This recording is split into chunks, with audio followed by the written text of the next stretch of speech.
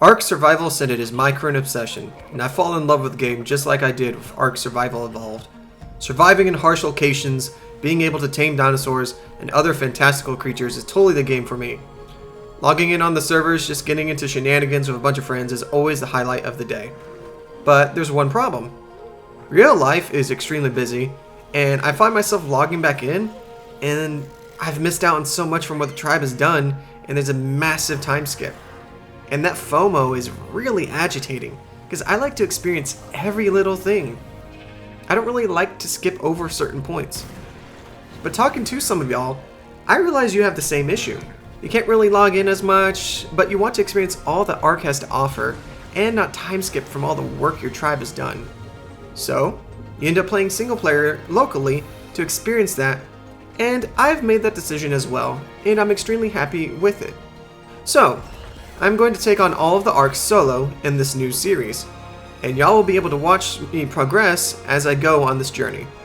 It'll certainly be entertaining trying to fight the ARK by myself, and hey, maybe y'all will learn a thing or two watching me play.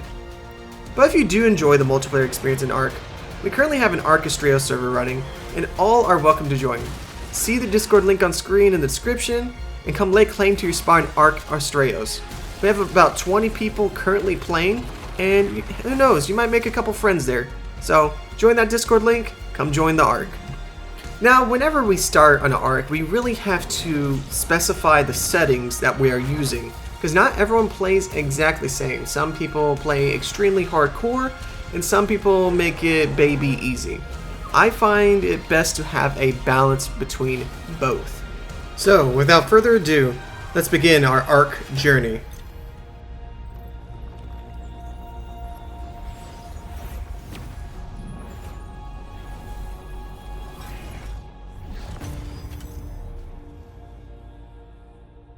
I also included a couple quality of life mods that dramatically improve the game. Better breeding so you don't have to rely on RNG to get the best stats from both parents. Awesome spyglass so you can see the stats of dinos. Vanilla with sprinkles gives a lot of quality of life benefits, like not needing engram points, because I think that's really silly. If you reach a level, you should be able to craft whatever is on that level. A push mechanic to move resources around, because I don't want to constantly have to click every single resource. Let me just move them en masse. Dino Depot to manage that in-game disorganization on your massive base. Solo Farm if you wish to risk your dinos to automatically farm for you. Der Dino Finder is great at hunting those elusive level 150 dinos you wish to tame so much. Upgrade Station just feels like it should be part of the game, as it lets you upgrade gear to the next rarity, instead of having to hope for RNG to give you a blueprint, and helps counter those ridiculous costs for some blueprints. There is nothing more annoying than spending 3,000 metal on a weapon just to die to some BS and lose it. Better Zeppelin and Zeppelin Nitro, just because the Zeppelin I feel is way too slow for its uses. For the game settings, I've boosted the health recovery just a little bit so it doesn't take forever to heal. For XP gains, harvesting yield, and taming speed, I have went with 5x. It really increases the pace of the game. You don't want to be spending most of your game waiting for a tame or waiting to get to those resources again and again. It's hard enough trying to knock out some of these tames. We have maximum difficulty set so wild dinos will cap at level 150. We also need to make sure single player settings is not set. It sounds like it should be used, but don't, it just messes with stuff. Play it with the maximum difficulty, trust me. I also make sure diseases aren't permanent. Nothing more annoying than a swamp fever that just won't go away. Crop growth speed I have at 15, because single player worlds have a stasis mechanic, so when you're away from your base, everything kind of freezes. This will help the crops catch up to produce the amount of food it would have produced while you were away. Breeding is extremely increased. I always found the base rates for breeding absolutely horrendous and a huge waste of time because you have to do it multiple times to get mutations in the first place. I'm not getting off work to clock in for a second shift as a daycare worker.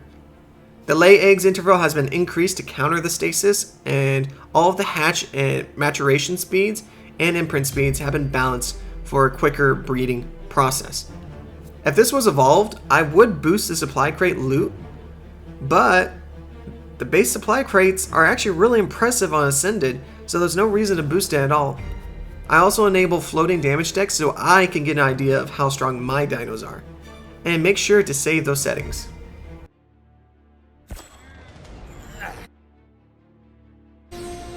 Oh shit, here we go again.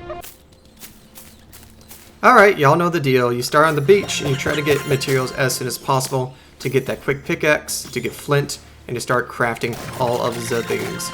And of course you're going to need hide and you're going to need some raw meat. So dodos on the beach area are really easy to kill and get that much needed resource.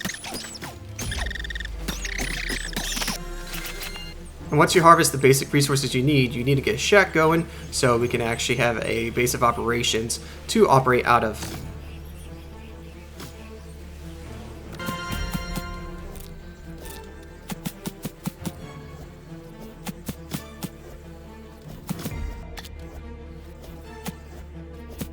Alright, make sure you place down a bed, get a campfire going, and make sure meat is always being produced to keep you full.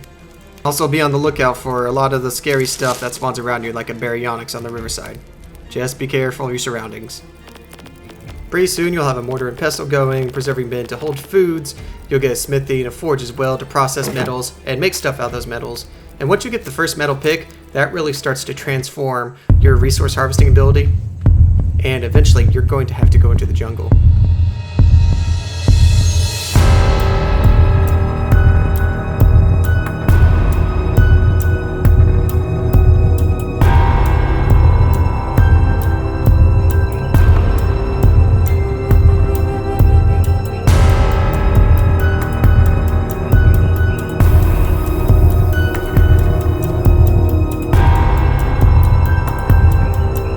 We got lucky this time around. There was nothing really dangerous in the jungle, but we did discover a Rockwell note, who in Rockwell is voiced by none other than David Tennant, and I think it's the perfect voice actor for this. So we're going to harvest some metal. I'm going to let y'all enjoy his very smooth voice. But then again, I have never had an offer this tempting from someone as respectable as Mr. Nerva. Not only has he offered to provide me with test subjects, but he has also expressed a mutual interest in investigating the obelisks. All he asks from me is that I provide him with reliable counsel. I would trust few tribes to be able to make good on such promises, but Mr. Nerva's new legion is perhaps the most powerful tribe on the island. Indeed, if they maintain their current trajectory, they may be the only powerful tribe on the island. I think something is following me.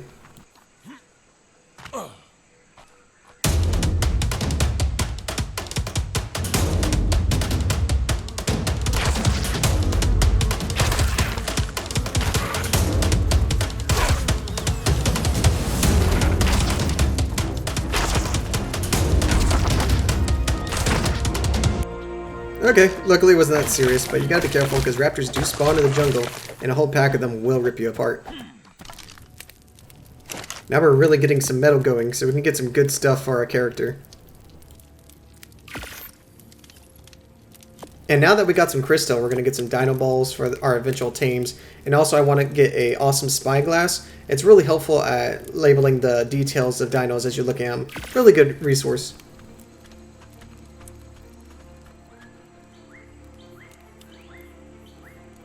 Alright, now we really need to start taming, and parasaurs are just really easy tames, and they're actually quite useful. I think a lot of people really overlook them a lot, especially with the amount of weight they can bring to the table, and also the sonar they get that locates nearby enemies.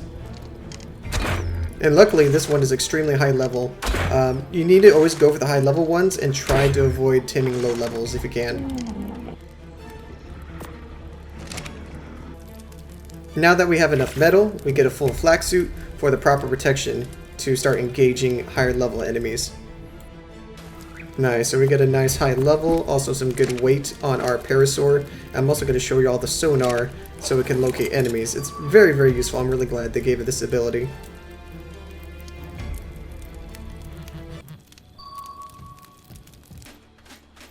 And of course, anywhere you go in ARK, you're going to be constantly harassed, bullied, and jumped.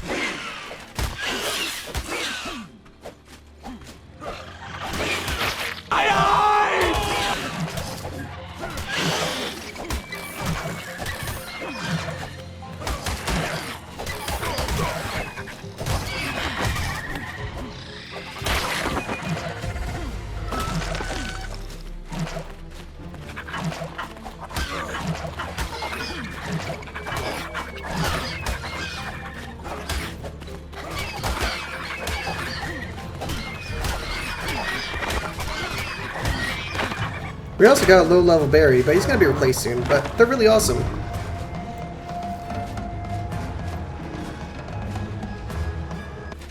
Also, I'm able to get Oviraptor early on by murdering its parents and claiming it. And I was also killing some slaughterfish so I can get some raw prime fish meat to give to the baryonyx. They're typically near rivers anyway, so it's really convenient when trying to tame berries. Yeah, now we're progressing.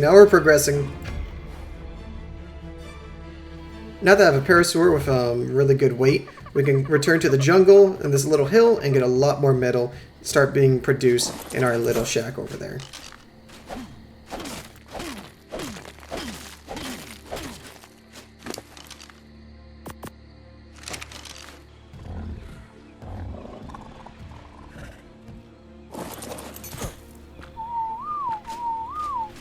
This is also a great opportunity to show the push mechanic. Basically, with Vanilla Sprinkles mod, I can like select metal around the entire area, put it all in the forge instead of just spending so much time trying to one by one move things. I think it's really neat. I'm also really starting to produce all sorts of spark powder, narcotics, really starting to produce more and more just all the materials we need to take on these tames to make higher level gear and really get to the point where we can start deciding where we're going to put our next base. Like I said earlier, we do need to get a higher level baryonyx, so anytime I see a higher level one, I'm going to get it. I'm eventually going to get level 150s of each gender so I can really start breeding these things. They're amazing, they're great in caves, they're great in waters, everything.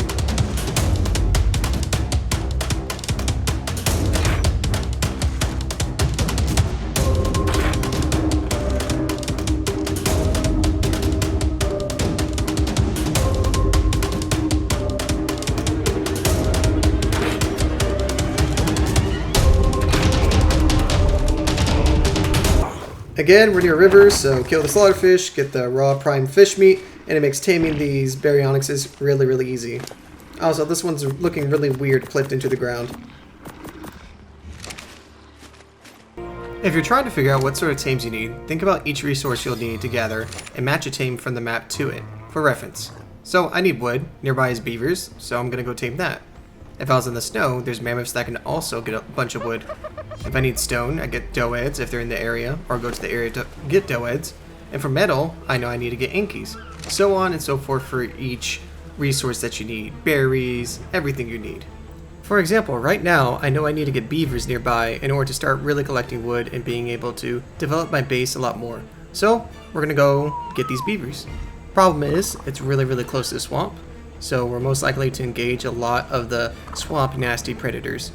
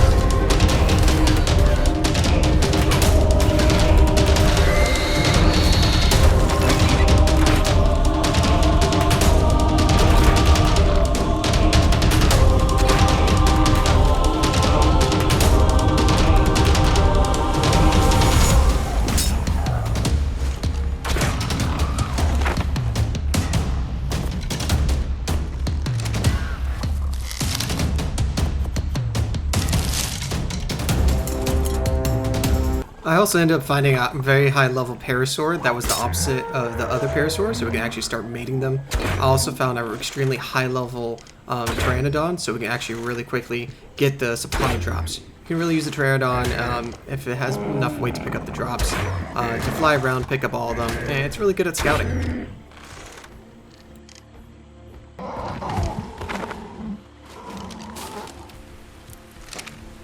Once I had the breeding pair of parasaurs going, I made sure I constantly bred them so I can get multiple parasaurs with high levels of weight. If you can actually kind of use them as pack mules to carry stuff over, because we do plan on moving the base. I did find a really safe, nice flat cliffside in order to put the new base over here, but it was filled with a bunch of theories, so I had to kind of trick them into jumping off the cliff. It was really useful.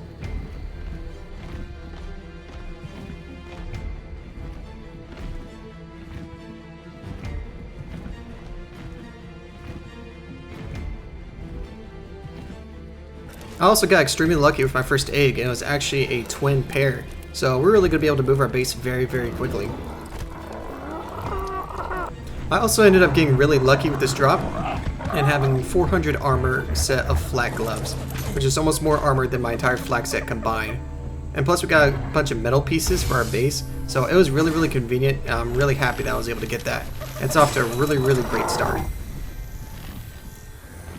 I was also a little disappointed because the area I did want to build in was too close to a supply drop, so I couldn't really build there at all. I know I could change it in the settings if I really dug into my game files, but I just really don't have the time or the patience, so I went to go find another location.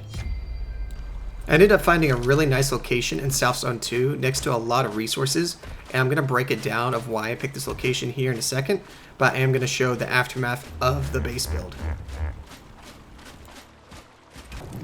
After a very, very long time, I was able to get the base with a bunch of foundation wall set up. We did a simple 10 by 10, just big enough to really manage for one person.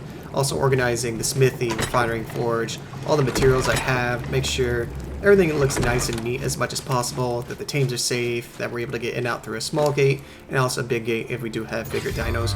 It's a really good location, and like I discussed earlier, I think it's important that I give you a breakdown of why I picked this location in South Zone 2, and why I think it's a great location for you as well.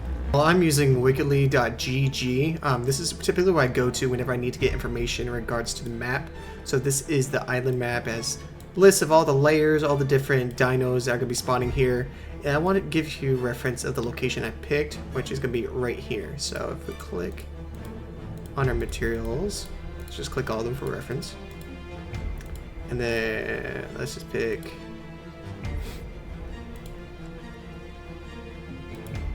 alright, so I spawn right here. You're right next to some beaver dams. You're not too far away from the swamp if you do need to go into swamp. We got some metal right here I could farm from as well. There's also a cave that has Artifact of the Hunter. Has lots of spiders, a lot of really nasty stuff, but it's a really good resource of chitin and also getting your obsidian and crystal here. So it's really good being placed right here. We only plan on being in this location temporarily to really build up our resources, but if you do want to be here permanently, you also have access to the ocean and whatnot.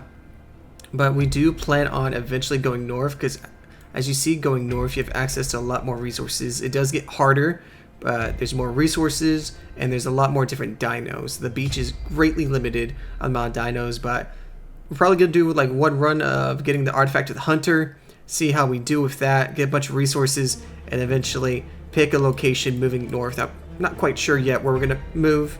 I'm thinking more of this north section. Kind of has like multiple mountains around. Over here is really good next to Carno Island. You can also build next to the volcano. That's also really good being close to the redwoods. But as long as you're like kind of north of this area, because all these beach areas, they're alright, but you're missing out on a lot of dinos, a lot of resources. So eventually you do need to start pushing inward to the island, but either like kind of putting like a flat land over here, or if you don't want to have a water base and a land base, build like on the beach in the harder areas so you can have both and get a water pen going. But that's exactly why I built right there for now. It's just so we can accumulate those resources, and then eventually in the next video we're gonna probably end up moving on to the harder locations. So that's it for our very first video on soloing the ARK. I really hope y'all were entertained and also maybe informed on a couple things. This is a very ambitious project that I am working on, and I really hope I'm doing a good job serving y'all, entertaining y'all, informing y'all. Just make sure to give me some constructive feedback in the comments if you will. If you're really enjoying this, make sure you hit that like button, the subscribe button. This is a really big passion of mine, and seeing that feedback, seeing the positivity from it, it really helps. Hey, even seeing the negativity, that's also really good too, because that's going to develop me as a creator, as a person, and as a player. Again, if you want to play on our Arksurvivalascended server, we also have an Ark Island server. Look at the description, join the Discord, we'll provide you the information. There's a bunch of people in there, and you'll be able to make all sorts of friends. I really appreciate y'all watching this video, and as always, come be our neighbor.